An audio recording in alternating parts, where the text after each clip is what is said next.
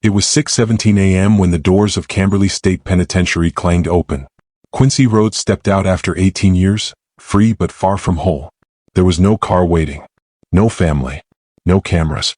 Just him, the morning air, and a plastic bag holding a pair of shoes that didn't fit, a sweatshirt that wasn't his, and the life he left behind at 21. He blinked into the sunrise like it was the first time he'd seen light in years, because it was. The outside world had changed while he was gone. Phone screens had replaced conversation. The streets moved faster. People moved colder. But one thing hadn't changed. Tattooed just above his heart, faded but still legible, was a name. Camille. The girl he married at 21. The girl he thought about every night in that cell. The girl he gave up everything for. He used to dream of this moment, coming home. Of walking back into her arms. Of meeting the child he never got to hold. Of rebuilding the life that prison tried to erase. But within 2 weeks, that dream would bleed out in a quiet subdivision on the edge of town. 2 bodies. 1 man. 1 woman. Shot in the head. No forced entry. No struggle. Just silence. The kind of silence that comes when something personal explodes. Police called it calculated. The neighbors called it shocking. But those who knew Quincy Rhodes? They called it inevitable. Because what happened that night didn't start with a gun. It started with a bond. A promise. A betrayal. And a man who kept one secret too long.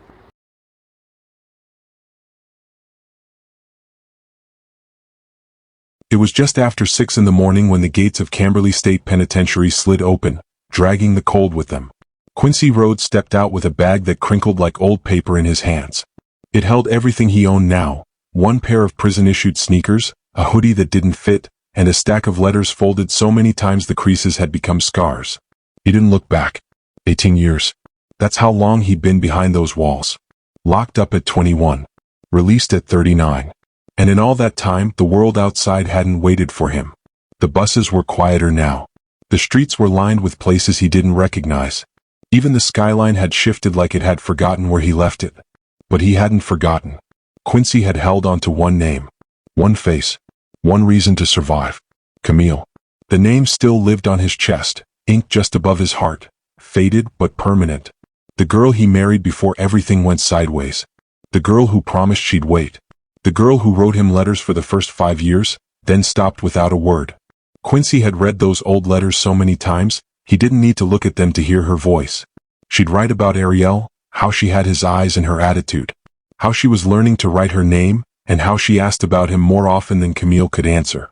She'd say things like, "We're proud of you," even when he didn't feel worthy of it. Even when the guilt of what he'd done, what he hadn't done, sat heavier than the bars that locked him in. And in every letter, she said the same thing at the end. "We're waiting." That phrase kept him alive. It gave him something to count besides time. On nights when the yard was too loud, when the noise in his own head was louder, Quincy would lie on that narrow bunk, press his hand over the ink above his heart, and whisper that line back to himself. "We're waiting." He had imagined that first day home so many times. Camille waiting at the gate. Ariel running into his arms. Mo leaning against the hood of his car, arms crossed, grinning like it was just another day. But there was no one waiting. Just air. And silence. And a slow ache in his chest that felt too familiar. He walked. Past the prison lot. Past the security fence. Past the place where life paused for 18 years. Every step felt like a question. What if she wasn't home? What if Ariel didn't know who he was? What if Mo had forgotten too? Quincy didn't have answers yet. But he believed in the power of loyalty. Of silence. Of sacrifice. He believed that you could hold on long enough for things to come back. That some promises were too real to break. He had to believe that. Because if none of it mattered, if all that time had been for nothing, then what was left? He kept walking. Back to a world that had moved on. Back to a woman who might not be waiting. Back to a truth he wasn't ready to face. And in that quiet space between hope and reality, Quincy Rhodes took his first breath of freedom. And it felt just like grief. Quincy met Camille Sanders the summer they both turned 16. She had that kind of quiet fire, the kind that didn't need to be loud to take up space. Her hair was always pulled back like she didn't have time for nonsense, and her books were always heavier than her backpack could hold. Camille talked about nursing school, scholarships, and getting out of Fulton Ridge like it was her religion.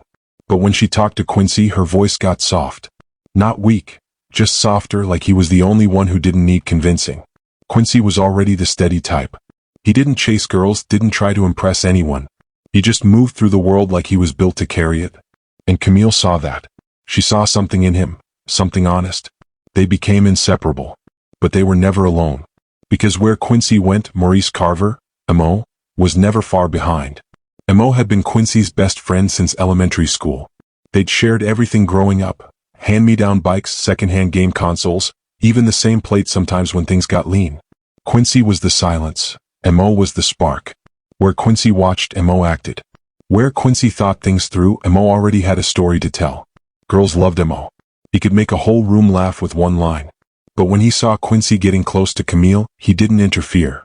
He respected the boundary. Or at least he said he did. They were a trio after that. Camille, Quincy, and Mo. Weekends were for riding around in Mo's old two-door with the busted speaker. Cookouts at Camille's Andy's house. Sneaking into drive-in movies and acting like life wasn't already tightening its grip around their ankles. People in Fulton Ridge called them the Three-Heart Crew. Not because they were in love with each other, but because they moved like one body. Like three hearts beating in sync. By the time they turned 18, Quincy and Camille were locked in for real. She wore his hoodie every day after school.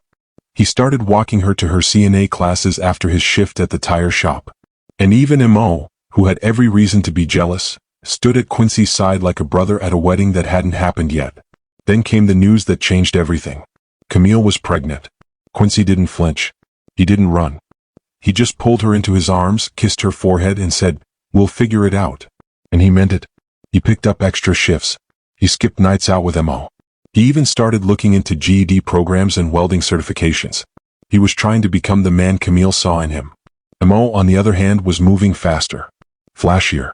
He had a new chain around his neck and a different girl in his car every week. He said he had a hustle, but never said what kind. Just that it was clean, easy, and temporary. Quincy didn't ask too many questions. He figured Mo would slow down eventually. But Mo wasn't slowing down. He was leveling up. And that's when things started to shift. Quincy began to feel the distance. Not between him and Camille, but between him and Mo. Like his best friend was building something he wasn't invited into. Like every joke started sounding like a distraction. Then one night, Mo pulled up outside the tire shop after closing and said, "Q, I got something for us." He leaned in and explained it like it was nothing. A quick run. Just a drop. No danger. A few $100s easy. Quincy shook his head. Camille was 7 months pregnant. He had bills. He had pressure. But he also had pride. Still, Mo's words landed hard. "You ain't gotta do this forever. Just one time. Take the edge off. Camille's tired." "You tired?" "I'm just trying to help, bro." That night, Quincy sat up staring at the ceiling fan in his bedroom, thinking about diapers, rent, and a crib they still hadn't bought. The next morning he told Mo he was in. He told Camille he had a side gig fixing cars. She believed him. Because back then lying still came with guilt. Back then he still thought he could make it right. But that moment, that one decision, was the start of everything that would go wrong. Quiet strip mall parking lot. Midday traffic. A guy Quincy didn't recognize handed off a bag, took one in return, and nodded once like they were exchanging groceries instead of heat. Mo smiled the whole time, calm like it was just another Tuesday. They were in and out in 10 minutes. Back in the car, Mo tossed him a wad of cash, more than Quincy made in 2 weeks at the shop. That night, Camille was asleep on the couch, her hand resting on her belly, breathing soft and even. Quincy stood there in the dark, watching her, the cash still in his pocket. He told himself it was for them. For Ariel. For everything they needed that love alone couldn't pay for. The next morning he went back to work like nothing had happened. Weeks passed. Rent got paid. Groceries got bought. Mo kept checking in, asking if he wanted in on another run. Quincy kept saying no. Until the pressure came knocking again. Camille needed prenatal vitamins. The fridge broke. His car started making a sound he couldn't afford to fix. The money from the first job was already gone. So when Mo pulled up again, leaned out the window and said, "One more. This time it's even easier," Quincy didn't say yes. He just got in the car. But this time things didn't go smooth. They were supposed to meet the contact behind an old warehouse off Interstate 85. Same setup. Quick in, quick out. Except the second Quincy stepped out, he felt something off. The lot was too quiet. The contact was too late. And before he could say anything, 2 unmarked cruisers rolled in like they'd been sitting just out of view waiting. Mo peeled off. Tires screeching. Dust in the air. Quincy didn't run. He stood there, arms out, frozen in the middle of the lot with the bag still in his hand. When the officer cuffed him, he didn't even resist. Didn't ask questions. He just kept thinking about Camille. Her face, her voice, and the way she always said, "We're gonna be okay." At the station they sat him down. 2 detectives. No yelling. No games. Just paperwork and a choice. They laid everything out in front of him. Photos. Logs. Phone records. A printed map with red marker lines. They told him they'd been watching Maurice for a while. Told him they didn't want Quincy. They wanted the man above him. All he had to do was talk. Say Mo's name. Tell them what he knew. Sign his own way out. And in return? Time served. Maybe probation.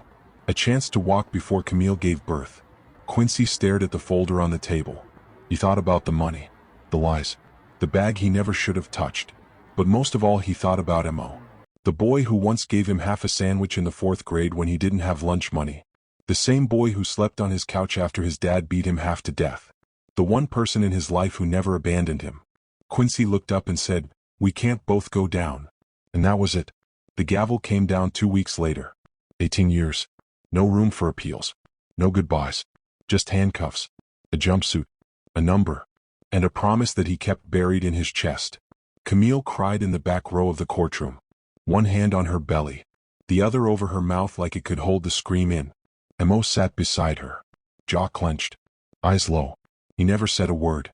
And neither did Quincy, not even when the bailiff led him through the door. He didn't look back. He already knew what he was leaving behind. The ride to Camberley State Penitentiary took 4 hours. 4 hours of silence broken only by the hum of the prison bus and the occasional cough from another inmate chained 3 seats back. Quincy kept his eyes on the blurred trees outside, not because they were beautiful, but because they were the last moving things he'd see that weren't wrapped in concrete and metal for a long, long time. The gates of Camberley didn't open like a welcome. They slid apart with a mechanical groan, slow and deliberate, like they were already warning him. This place doesn't let go easy. Camberley was its own world. Gray. Heavy. Unforgiving. The floors were cold even in summer. The lights flickered just enough to mess with your sense of time. Nothing smelled clean. The guards didn't smile. The inmates didn't talk unless they had to. There were no first-day instructions. No easing into it. You either adapted or got swallowed. Quincy adapted. He kept to himself. Didn't speak unless spoken to.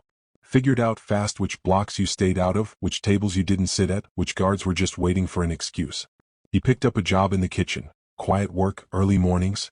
Then moved to the library, where he shelved books no one ever read and learned how to let the silence keep him sane. But every night, before lights out, he pulled out the letters Camille sent. That's what got him through. She wrote about Ariel, their daughter.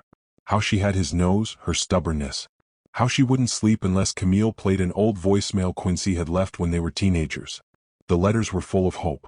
Like she was pouring enough love into those pages to bridge the miles and the bars. She always ended the same way. "We're waiting for you."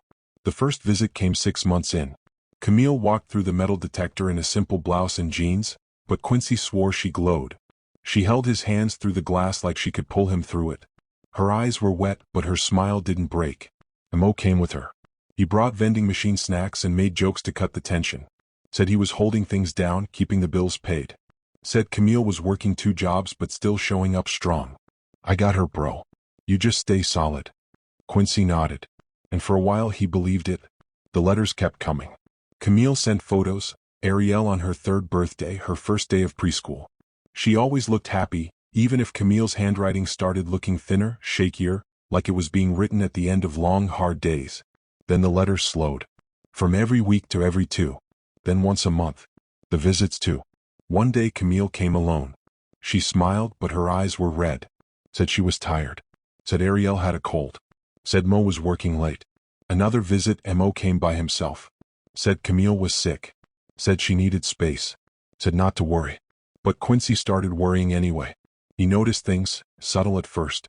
The way Mo talked less about Camille and more about Ariel. The way he always said, "We're doing fine," instead of "She's doing fine." Camille's letters got shorter. Fewer photos. Fewer promises. One of them just ended with, "Take care of yourself." No, "I love you." No, "We're waiting." Just a period. Quincy reread that line for an hour straight that night.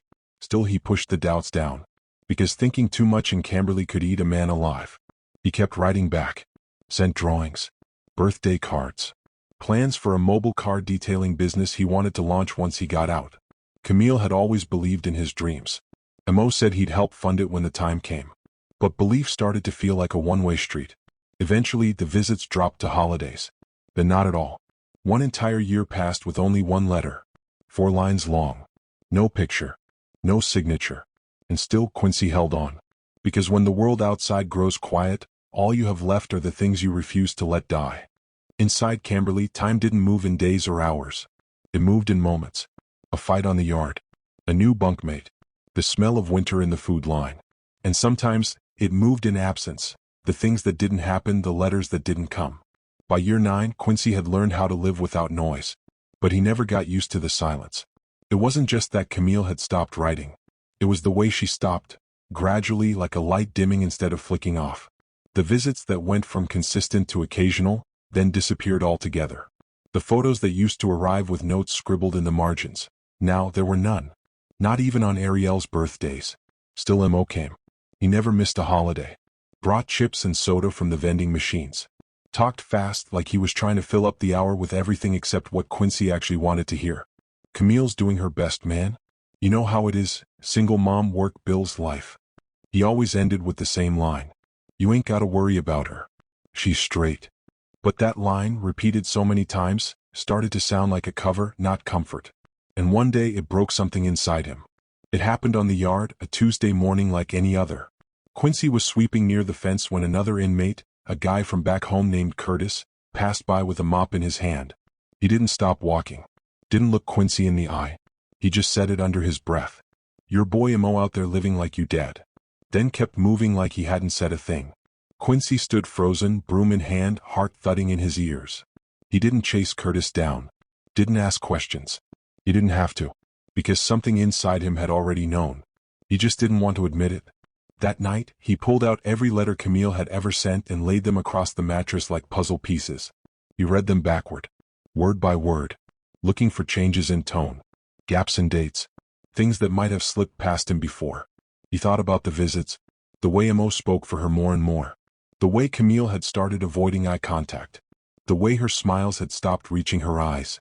He thought about Ariel, about the way Mo had started calling her our girl in conversation. He thought about Camille's last letter, the one with no, I love you, no signature. Just 4 dry sentences. And for the first time he let the doubt in. Not just a crack. All the way in. To escape it, he signed up for more hours in the library. Started reading books he didn't care about. Organizing shelves. Fixing bent pages. Anything to avoid sitting still. But the silence followed him. It sat next to him at lunch. It walked beside him to the showers. It slept on the bunk across the room. And every night it whispered, they let go. A long time ago. Still, he clung to the image he'd carried since year 1, Camille at the gate, holding Ariel's hand. Mo beside them, proud, loyal, still family. He needed that image. Because if it wasn't true, then everything he'd done, everything he'd given, meant nothing. But silence doesn't lie. It waits. And eventually it speaks. It was still dark when the guard handed Quincy his release papers and told him to change out of his jumpsuit. His hands shook slightly as he pulled on the clothes his mother had sent weeks ago. Jeans that didn't fit right anymore, a faded gray t-shirt, and sneakers 2 sizes too big. The world hadn't waited for his body. Or his life. And he could feel it with every inch of fabric that no longer felt like it belonged to him. The gates opened with the same slow, deliberate groan they did for everyone. No ceremony. No second chances written in the air. Just steel parting for a man the world had already forgotten. Quincy stepped out into the cold morning with a duffel bag, a bus voucher, and a heart he wasn't sure was still his. There was no Camille. No Ariel. No Mo. Just air and time and a sky that looked different than he remembered. He walked to the station in silence. Bought a lukewarm coffee and stared out the window of the bus as it rattled across roads that used to mean something. The gas station where he and Mo once played dice. The field where Camille kissed him for the first time under a sky full of stars. Every landmark was still there, but none of them felt like home. He got off on Winston Avenue and walked the familiar 3 blocks to his mama's house. Same porch swing. Same creaky gate. She opened the door before he could knock. She hugged him without words. Held him like she was trying to make up for every moment she couldn't touch him. Her eyes were tired, but they still lit up when she looked at him. She offered him food, clean towels, a warm bed. But she didn't mention Camille. Not once. And when Quincy finally brought up her name over a plate of eggs the next morning, his mother stared down at her hands and said, "Maybe you should rest a little longer before you go chasing ghosts." He nodded. But he already knew what that meant. So he didn't wait. He put on the cleanest shirt he had and walked across town. It took nearly an hour on foot. Past the old basketball court. Past the rec center where he and Mo got into their first fight with neighborhood kids. Past the quiet, cracked sidewalks that once held laughter and promises. Then he saw it. The beige single-story house with flower pots on the porch and a red tricycle turned over on the lawn. The mailbox still had Camille's last name on it. And then the sound of an engine. A black Charger pulled into the driveway, shiny, clean, newer than the one Mo used to drive but unmistakable. He stepped out of the car like he'd been doing it every day for years. Tossed his keys in the air. Walked to the porch. Then 2 kids ran out the front door. A little girl about 11. A boy maybe 6. They didn't hesitate. They jumped into Mo's arms, laughing, yelling, calling out a word that crushed Quincy from across the street. "Daddy." And then Camille appeared. Her hair was longer. Her face fuller. Her body changed in the way years and motherhood change a woman. But it was her. She smiled. Not a fake one. Not a polite one. A real one. The kind that lives in a home, not in a memory. Quincy stood still. The weight of 18 years clamped down on his chest like a second prison. He stepped off the curb. Crossed the street slowly. Each footstep a piece of the world he thought was still his, crumbling beneath him. Through the window he saw Mo kiss Camille's cheek. Saw her laugh. Saw the kids pile onto the couch. He stood at the edge of the yard, frozen, watching the life he gave everything to protect. Alive, well, and no longer his. No one saw him at first. He could have turned around. He could have walked away. But he didn't. He stepped forward and rang the doorbell once. And just like that, the laughter stopped. After Quincy walked out of that house, no one saw him for days. He didn't go back to his mama's. Didn't show up to his check-in with his parole officer. Didn't even stop by the few old spots people thought he might revisit, like the basketball court near Winston Park or the bench outside the corner store where he and Mo used to sit for hours and talk about the future like it was a place they could touch. He vanished. Like smoke. Mo told a neighbor he figured Quincy left town. Said he probably needed space. Said he was probably trying to process everything. But his voice cracked when he said it. Camille didn't say much at all. She barely left the house.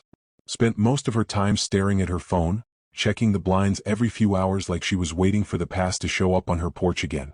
And it would. Just not the way she expected. Quincy had taken a bus 2 hours north to a quiet little town nobody paid attention to. Bransley, Georgia. Population, almost forgotten. He walked into a pawn shop with a plastic bag and an ID that still listed his last known address as Camberley State Prison. He didn't speak much. Just pointed at the case. Picked out a small black pistol with a taped-up grip. Paid in cash. No questions asked. After that, he wandered the streets of Bransley like a ghost looking for old skin. He passed places he hadn't seen since childhood. The gas station where he and Mo used to sneak fireballs. The playground where Camille once let him braid her hair with shaky teenage fingers. The bus stop where his father used to disappear every Friday night, drunk and full of rage. He sat on a bench across from his old middle school and watched the windows light up one by one. He wrote letters in a notebook, pages and pages of words he didn't send. Then he ripped them out, folded them into small squares, and tore each one into pieces before he stood up and walked away. Meanwhile, back in Fulton Ridge, the air was shifting. The kids were at a cousin's house for the weekend. Camille had just finished folding laundry. Mo was upstairs watching TV, pretending everything was still normal. But things weren't normal. Not anymore. There was a stillness in the house. The kind that wraps around your lungs and waits. The kind that feels like something's about to snap, but you don't know when or where. They barely spoke that evening. Dinner was quiet. The dishes were left in the sink. The couch felt too big for 2 people who used to be in sync but were now trying to avoid eye contact. When the lights went out, they lay side by side like strangers. Camille stared at the ceiling. Mo turned away. Then came the sound. One doorbell ring. Sure. Out of place. Too late for visitors. Camille sat up slowly. Mo rolled over and looked down the hallway. He whispered, "Stay here." Barefoot, he padded across the floor and peeked through the peephole. But the second he looked, his face changed. And then the scream came.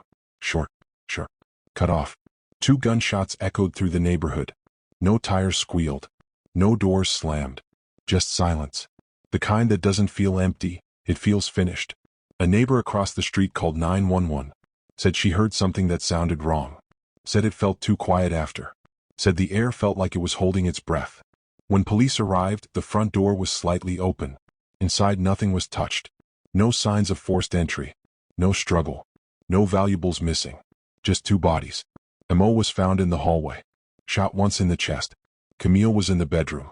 Shot once in the head. The kids' backpacks were still by the door. A casserole dish sat on the counter. A framed photo of their last family vacation stood next to a vase of wilting flowers. Nothing out of place, except the blood. It was just after sunrise when Quincy Rhodes walked into the Fulton Ridge Sheriff's office. No hoodie to hide his face. No lawyer at his side. No hesitation in his steps. The officer behind the desk looked up, confused at first, then stunned silent. Quincy gave his name. Gave his date of birth. Then said 11 words that would echo for weeks through the town. I need to confess to the murders of Camille and Maurice Carver. The officer stood up, unsure if this was a prank or a man finally breaking. Quincy didn't move. Didn't raise his voice. Didn't ask what would happen next. He just lifted both hands slowly. Palms open. Ready. The same hands that had once cradled Camille's belly when she was pregnant. The same hands that had built toy shelves for Ariel. The same hands that had clutched letters in the dark corners of a prison cell, rereading words that no longer held meaning. Now they were covered in invisible blood. And Quincy didn't flinch. He didn't explain. Didn't justify. Didn't beg. The officers processed him in silence. No one needed to ask why he'd done it. The story had already played out behind closed doors for years. They were just the ones cleaning up the end of it. The news spread fast. But the headlines didn't scream. No cold-blooded killer. No crime of passion. Just a quiet headline in the local paper. Man confesses to double murder 2 weeks after prison release. The story barely made it beyond the county line. There was no press conference. No outcry. Just a courtroom worn thin by time and history, taking in another tragedy it couldn't fix. At his arraignment, Quincy stood tall in a beige jumpsuit. The same color he'd worn nearly 2 decades earlier. Like time had looped around to finish what it started. The charges were read out loud. 2 counts of first-degree murder. Use of a firearm in the commission of a felony. Violation of parole. Quincy didn't react. He was asked to enter a plea. He didn't pause. Guilty. No gasp in the room. No sobs. Just the creak of old wood and the quiet shuffle of a courtroom clerk marking it down. The judge gave him the chance to speak before sentencing. He didn't need long. He didn't cry. Didn't apologize. Didn't explain the logistics or the planning or how many nights he'd sat on that bench outside their old middle school thinking about pulling the trigger. He just said this. I did 18 years for a lie. I'll do 50 more for the truth. Then he sat back down. And didn't speak again. The courtroom was almost empty. Just 3 rows of worn wooden benches. A few court clerks. No reporters. No crowd. Just silence, thick and unmoving, like the room itself was tired of hearing stories that ended like this. Camille's family didn't show. They said they couldn't. Mo's brother sat in the back row alone, arms crossed, staring at the floor the whole time. The only person who stayed after the sentencing was Quincy's mother. She stood on the courthouse steps with her arms wrapped around her own waist, whispering a prayer so quiet it got swallowed by the wind. Quincy Rhodes was sentenced to life in prison without the possibility of parole. Again. Only this time there was no hope to hold on to. No child waiting. No future to build. Just concrete, a steel bed, and a folded photograph. In his cell, Quincy didn't speak to the guards. Didn't speak to the other inmates. He didn't read. Didn't write. He just sat. Day after day. Quiet. So. Some called him the man who came back. Others called him Ghost. Above his bunk sat a photo, torn down the middle. On the left, a younger Quincy, arms around Camille, grinning wide on their wedding day. On the right, a crumpled scrap tucked under the mattress. Camille's half. The half he couldn't look at anymore. He kept a letter too, one that had been hidden in the bottom of the final envelope she'd sent years earlier, one he never opened until the blood was already on his hands. Her handwriting was neat. Careful. Like she had tried to write the pain in a way that didn't hurt so much. If you ever read this, know that I loved you. I just couldn't keep waiting. I didn't plan for any of this. It just happened. I didn't want to hurt you. I hope one day you can forgive me. The letter was worn now. Soft at the edges. Stained with sweat and maybe tears, but Quincy never let anyone see him cry. He read it once a week. then folded it and slid it back under the mattress. The walls around him didn't speak. The guards didn't ask questions. They had seen enough men like him. Men who didn't raise their voices, didn't start fights, didn't try to plead their case. Men who were just done. And maybe that's what Quincy was. Done. But in the stillness of that cell, something hung in the air like dust on sunlight. Questions. Was he betrayed? Or did he hold on too long to something that wasn't his anymore? Could Camille have told the truth earlier? Should Imo have walked away? Should Quincy have? Can loyalty become its own kind of prison when you're the only one still wearing the cuffs? Would forgiveness have saved them? Would walking away have healed him? Or was it always going to end like this? We like to think we know what we do in the face of betrayal. We like to believe we'd take the high road. That we'd breathe, count to 10, start a new chapter. But sometimes, the thing you built your whole life around disappears while you're still holding it in your hands. And when that happens, when the people you protected are the same ones who buried you, what would you do? Would you walk away? Or would you come back too? Because not every scar bleeds. Some just echo. And some love stories? They end in silence. This story moved you, share it. And ask yourself the question Quincy never got to answer. What would you have done? Subscribe for more true crime stories that dig deeper than just the facts. Because the truth isn't always clean. And sometimes justice wears a face we don't want to look at. Until next time, this is True Crime HQ.